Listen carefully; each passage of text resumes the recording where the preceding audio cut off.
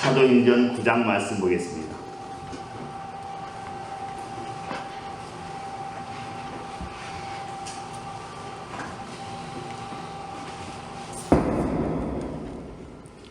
사도행전 9장 1절로 11절까지 말씀입니다. 신약성경 202쪽입니다.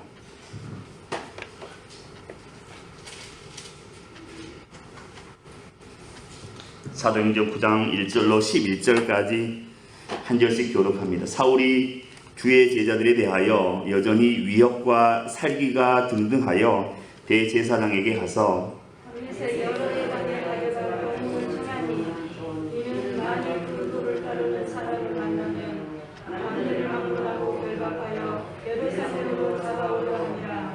사울이 길을 가다가 다메섹에 가까이 이르더니 호련히 하늘로부터 빛이 그를 불러 비추는지라.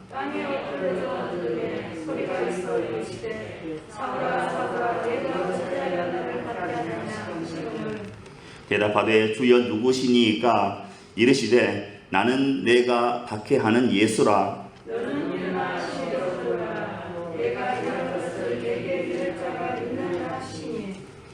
같이 가던 사람들은 소리만 듣고 아무도 보지 못하여 말을 못하고 서 있더라. 사울이 땅에서 일어나 눈을 떴으나 아무것도 보지 못하고 사람의 손에 걸려 다메섹으로 들어가서 사흘 동안 보지 못하고 먹지도 마시지도 아니하니라. 그때 다메섹에 아나니아라 하는 제자가 있더니 주께서 환상에 불러 이르시되 아나니아야 하시거늘 대답하되 주여 내가 여기 있나이다. 함께 읽겠습니다. 주께서 이르시되 일어나 집가라 하는 거리로 가서 유다의 집에서 다소 사람 사울이라 하는 사람을 찾으라. 그가 기도하는 중이니라. 아멘.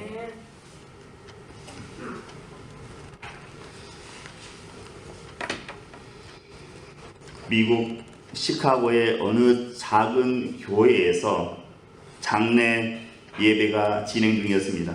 죽은 사람은 3살짜리 아기였습니다. 이 아기의 죽음을 앞에 놓고 장례식을 진행하고 있었습니다. 그런데 장례식에서 목사님이 기도 인도하시는 사이에 초라하고 더러운 옷을 입은 거지 몰골의 남자가 들어와서 죽은 아기의 신발을 몰래 벗겨서 가지고 도망을 갔습니다. 이 사람은 그 신발을 35센트에 팔아서 술을 마셨습니다. 35센트면 우리나라 한화로 요즘 400원 정도 됩니다. 이 사람은 알코올 중독자로 죽은 아기의 아빠였습니다. 여러분 어떻게 생각하십니까? 자기 아기가 죽어서 목사님이 장례 예배 인도하는데 그 시신에 있는 아기 신발을 벗겨서 단돈 35센트, 하나로 약 400원 정도, 이 400원을 받아서 그거로 최저가의 술을 사서 마시고 있는 아빠에 대해서 어떻게 생각하십니까? 사람도 아니야 이렇게 말할 분도 있을 겁니다. 짐승만도 못하네 이렇게 말하실 분도 있을 수 있습니다. 더 이상 살아야 할 소망이 없는 그런 인생 아니겠는가 이렇게 생각할 수 있겠습니다. 그러나 이 사람이 회개했습니다. 이 사람이 회개하고 예수를 믿어서 구원받게 되었는데 놀라운 일이 일어났습니다. 예수 믿고 변화되어서 이 사람이 수천 명의 알코올 중독자를 전도해서 변화된 삶을 살게 한 유명한 전도자가 되었습니다. 딸의 시신에서 신발을 벗겨다가 그걸 팔아서 술을 사 먹던 사람이 변화되었던 것입니다. 이 사람이 바로 매트 라이더라고 하는 유명한 부흥사이고 또 유명한 목사님입니다. 시카고 역사에 기록될 만큼 그 도시에 큰 변화를 가져온 분이 매트 라이더 이 목사님이십니다. 예수 안에 있으면 변하지 않을 사람 아무도 없습니다. 딸의 시신에서 신발을 벗겨서 400원짜리 소주를 사 먹던 사람이 변하면 수천 명의 알코올 중독자를 전도하는 그런 능력의 사람으로 바뀌는 것입니다. 어떤 사람이 직장 생활을 하다가 예수님을 만났습니다. 예수님을 만난 그 감격이 아주 대단했습니다. 예수님께서 세상에 다시 오실 날이 얼마 남지 않은 것 같았습니다. 그래서 이 사람은 직장을 그만두고 산으로 올라갔습니다. 밤이나 낮이나 기도에 전념했습니다. 잘한 일일까요? 그렇지 않습니다. 주님은 다시 직장으로 나가라고 그렇게 말씀하십니다. 왜 그럴까요? 변화된 그가 직장에서 해야 할 일이 있기 때문입니다. 시집살이를 힘들어하는 어떤 며느리가 교회 부흥회에 참석했다가 은혜 받고 예수님을 만나게 되었습니다. 그러면 주님은 이 며느리에게 뭐라고 말씀하실까요? 그 집에서 나와라. 친정으로 당장 돌아가라. 이렇게 말씀하실까요? 그렇지 않습니다. 시집으로 다시 들어가라. 시댁에 다시 돌아가라. 이렇게 말씀하실 것입니다. 왜 그럴까요? 변화된 그녀가 시댁에서 해야 할 일이 있기 때문에 그렇습니다. 우리는 예수님을 체험했어도 여전히 밥을 먹습니다. 그러나 과거와는 다른 목적으로 우리가 밥을 먹습니다. 내가 오늘 예수님 만났으면 어제 먹던 밥과 지금 먹는 밥은 성격이 전혀 다른 것입니다. 목적이 다른 것입니다. 우리가 예수님을 만났어도 여전히 같은 사람들을 만나고 있습니다. 그러나 이제는 과거와는 다른 목적을 가지고 만나게 됩니다. 사명을 깨달았기 때문입니다. 주님은 오늘도 우리를 이 자리에 불러주셨습니다. 해야 할 일이 있기 때문이지요. 사명이 있기 때문입니다. 그래서 자기 사명을 깨닫는 것은 너무나 중요한 일입니다. 우리 그리스도인의 궁극적인 관심과 사명은 잃어버린 영혼들을 주님께 인도하는 것입니다. 오늘 본문에 나오는 사울은 며칠 전까지만 해도 기독교를 핍박하던 인물이었습니다. 그러나 예수님을 만나고 나서 예수님께서 누군지 알고 나서 예수를 전하지 않으면 견딜 수가 없었습니다.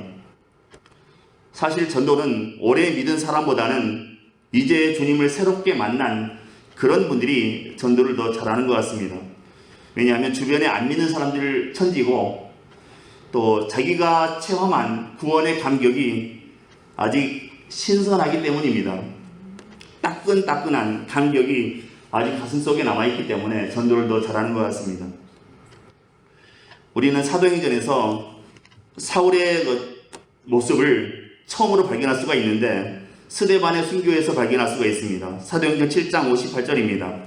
성 밖에 내치고 돌로 칠세 증인들이 옷을 벗어 사울이라 하는 청년의 발 앞에 두니라 이렇게 기록하고 있습니다. 사울은 분명히 스데반 안수 집사의 순교를 아주 가까이서 목격한 사람입니다.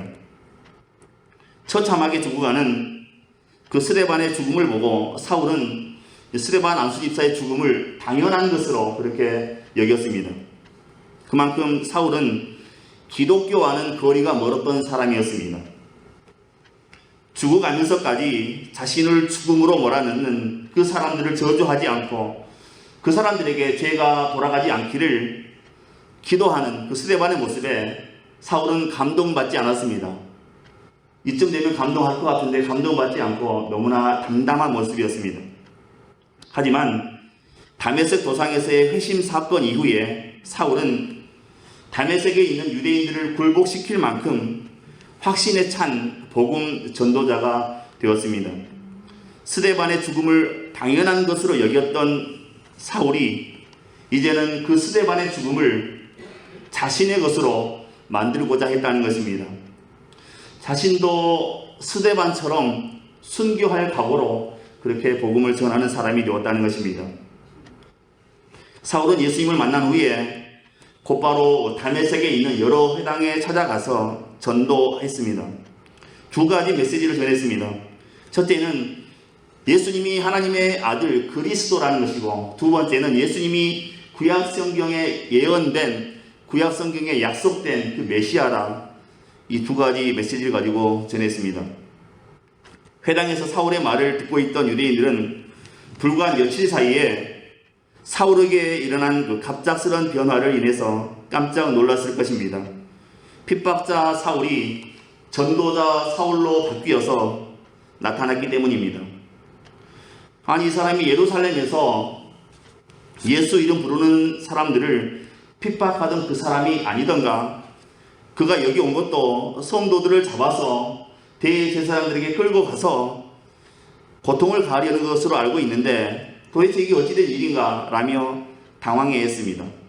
그러나 사울은 시간이 흐를수록 영육간에 더 힘을 얻어서 예수가 그리스도임을 증명했다고 성경은 기록하고 있습니다. 다메섹에 사는 유대인들을 굴복시켰다고 성경은 기록하고 있습니다.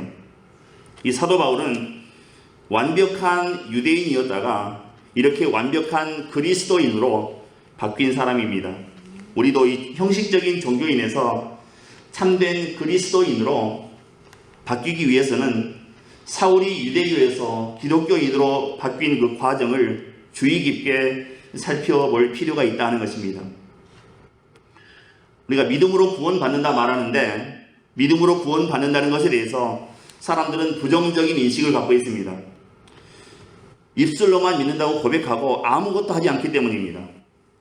믿음으로 구원받는다고 하면서 입술로만 대충 고백하고 그 외에 아무것도 행하지 않기 때문에 믿음으로 구원받는다는 이 사실에 대해서 사람들은 굉장히 부정적인 시각을 많이 가지고 있습니다.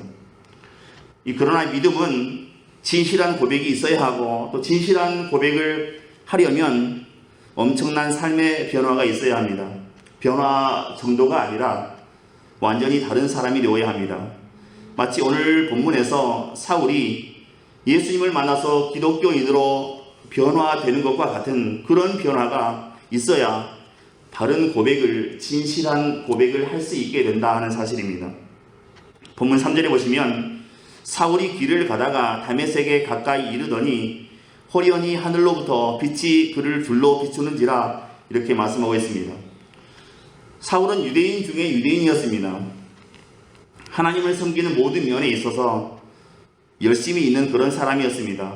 그 열심으로 예수를 믿는 기독교인들을 붙잡아 오기 위해서 지금 다메섹으로 가고 있는 도중이었습니다. 다메섹은 지금의 그 시리아의 수도인 다마스쿠스가 성경에 나온 다메섹입니다. 스데반의 순교 이후에 예루살렘에서 피나온 그 기독교인들을 붙잡기 위해서 대제사장의 고문을 받아들고 지금 다메섹에 가고 있는 중입니다. 그런데 거의 다 왔을 때에 예수님을 사울이 만나게 되었습니다. 체험하게 되었습니다. 사울이 본 것은 하늘로부터 빛이 사울을 둘러 비추는 것이었습니다. 아주 강한 조명 같은 그런 불빛이었습니다.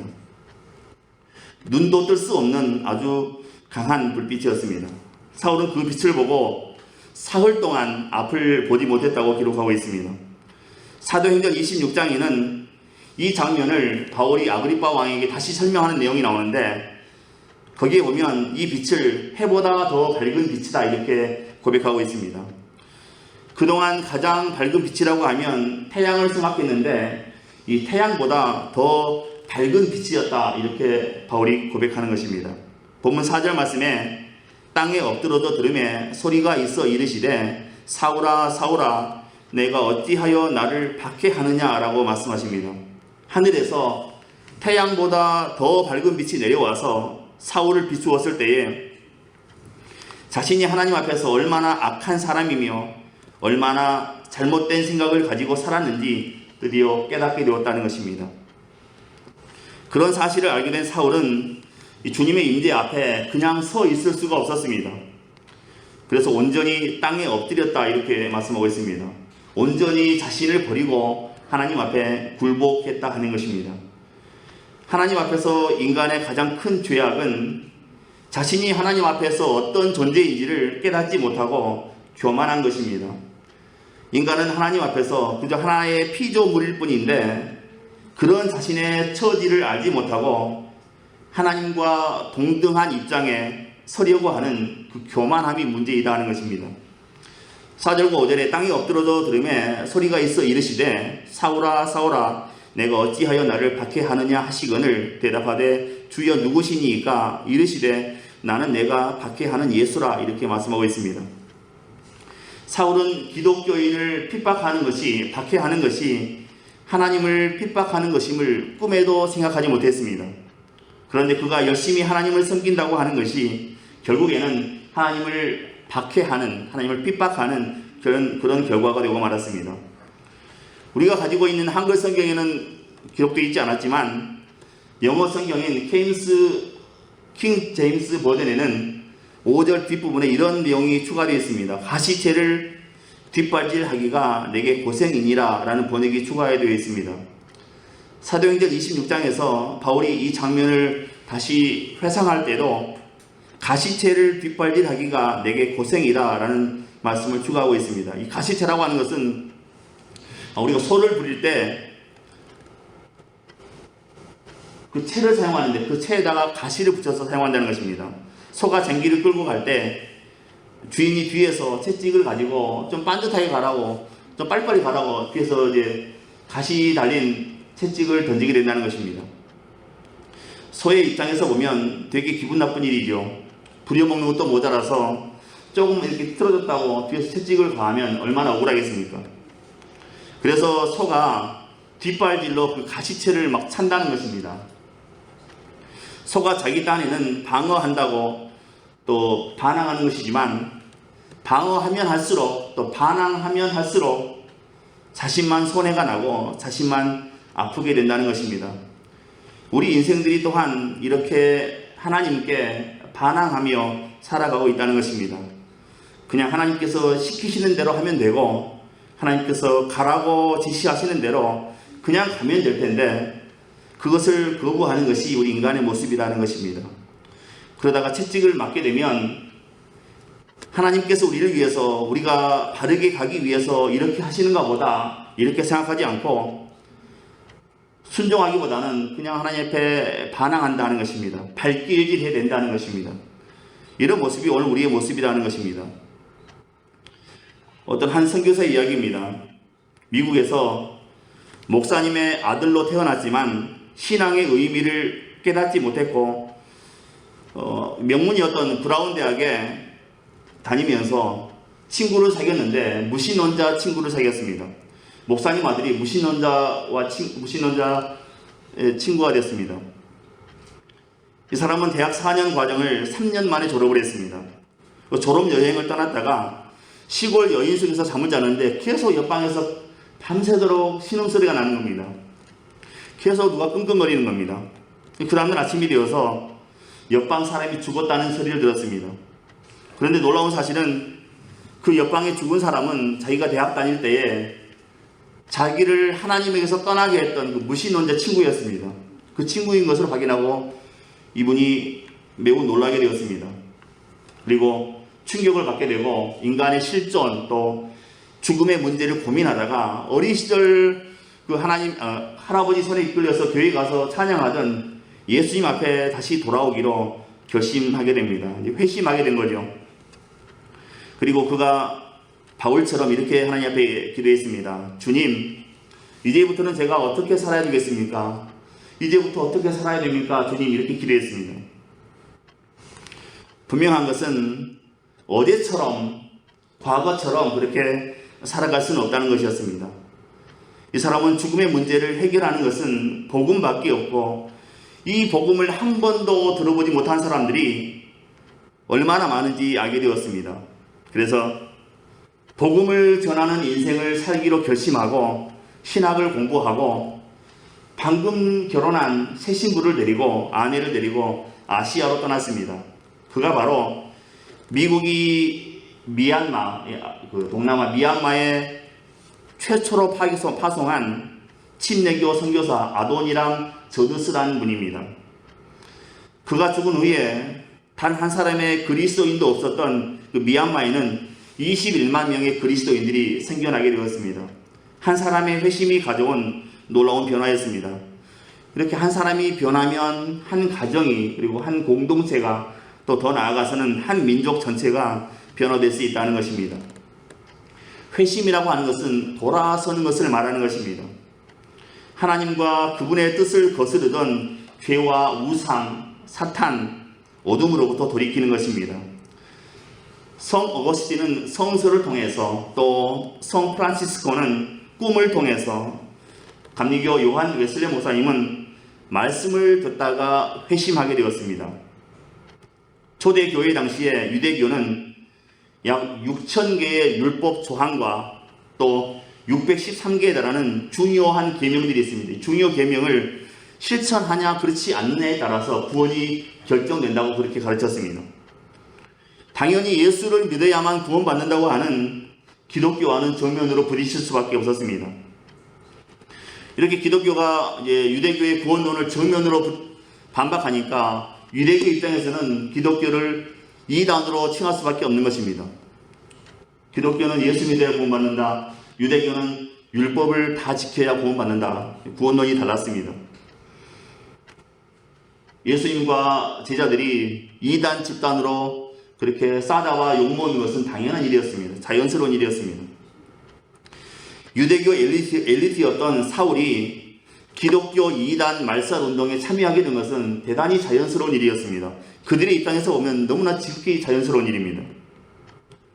사울은 예수 믿는 자를 잡기 위해서 다메섹으로 가던 중에 인생 최대의 경험을 했습니다. 모세가 하나님을 만났듯이 빛과 음성, 환상으로 예수님을 만난 것입니다. 순간 그는 엄청난 그 내면의 투쟁 속에서 거짓 가면을 찢어버렸습니다. 하나님의 부르심에 대한 분명한 소명을 깨닫게 되었습니다. 그리고 목숨 바쳐 이방인들에게 복음을 전하는 전도자로 나서게 되었습니다. 이 다메섹이라고 하는 시는 예루살렘으로부터 북서쪽으로 약 200km 이상 떨어진 도시입니다. 수리아의 매우 오래된 도시였습니다. 다메섹은 창세기에 그 이름이 나올 정도로 널리 알려진 도시였습니다. 초대교회 당시에도 굉장히 큰 도시였다고 알려지고 있습니다. 그리고 여러 회당이 있다고 기록하고 있는데, 회당이 많다는 것은 그만큼 그 다메섹시에 유대인들이 많이 거주하고 있었다 그런 얘기죠. 유대 역사가인 요세푸스는 로마의 폭군이었던 네로 황제 당시에 이 다메섹에서 유대인 10,000명을 한꺼번에 처형한 적이 있다고 이렇게 기록하고 있습니다. 한 번에 10,000명을 처형할 정도니까 그 다메섹시에 얼마나 많은 유대인들이 살고 있었냐는 거죠. 학자들은 이 당시에 그 다메섹에 4만에서 5만 정도의 유대인이 살고 있었고 약 30여 개 정도의 회당이 있었다 그렇게 학자들은 추정하고 있습니다. 그 유대인 중에 상당수가 복음을 듣고 그리스도인이 됐다는 것입니다. 또한 이 도시에는 고대 세계 곳곳에서 몰려온 그 상인들이 많이 있던 도시였습니다. 활발하게 무역하던 그런 도시였습니다. 이런 상황에서 사울은 다메섹에서 만약에 예수의 복음이 왕성하게 펼쳐지게 되면 이 상인들을 통해서, 무역하는 사람들을 통해서 온 세계로 예수의 복음이 전파될 것을 걱정했습니다. 우려했습니다. 그래서 그것을 방지하기 위해서 대제사장에게 가서 공문을 받아서 신속하게 다메섹으로 떠났던 것입니다. 왜냐하면 그걸 막아야 되거든요. 어떻게 하든 예수란 이름이 세계로 퍼져나가는 것을 막기 위해서 대제사장에 가서 공문 도장 찍어달라고 해서 급하게 다메섹으로 길을 떠났던 것입니다.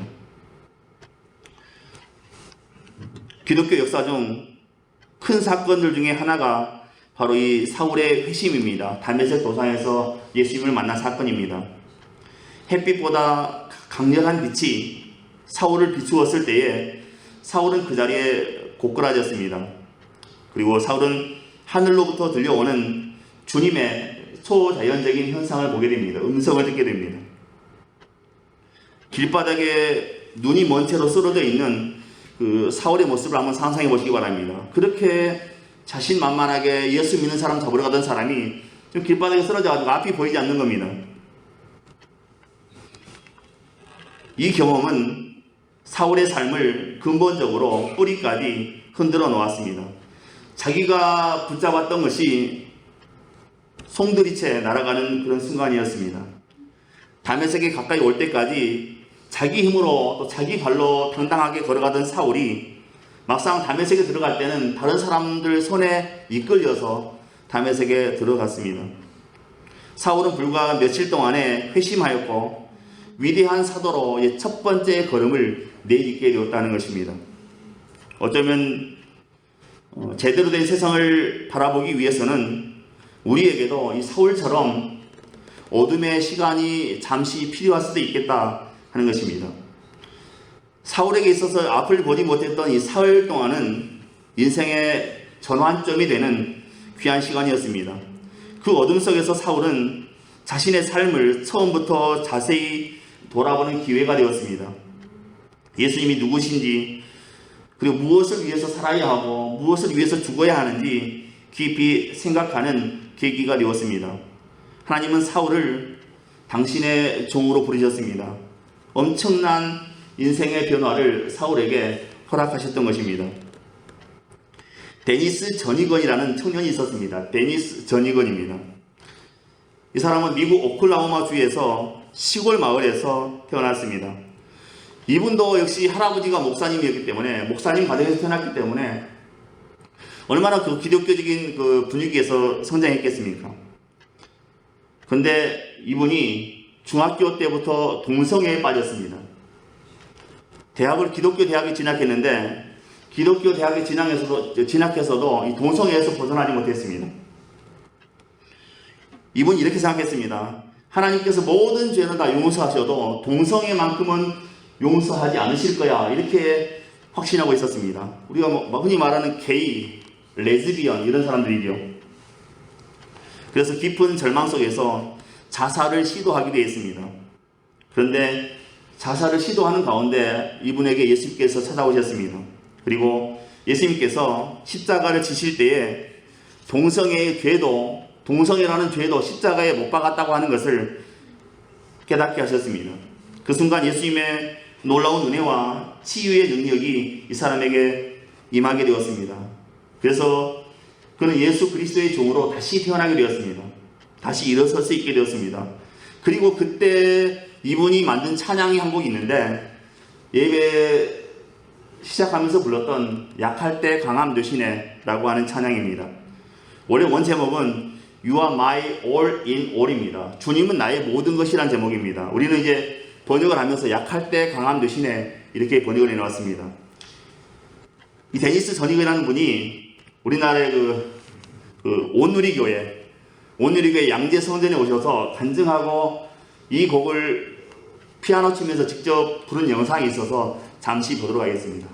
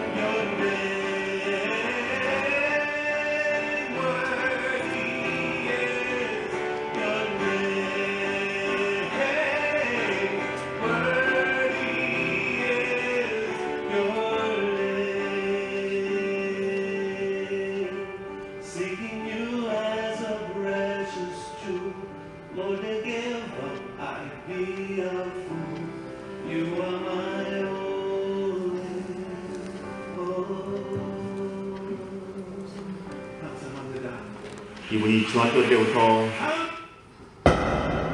오랜 세월 동성애에 빠졌다가 자살까지 생각했다가 그 순간에 예수님께서 찾아오셔서 회복되고 그 상황을 생각하며 주님의 그 은혜 생각하며 작곡한 곡이 바로 이 곡입니다. 약할 때 강함 되시네. You are my all in all.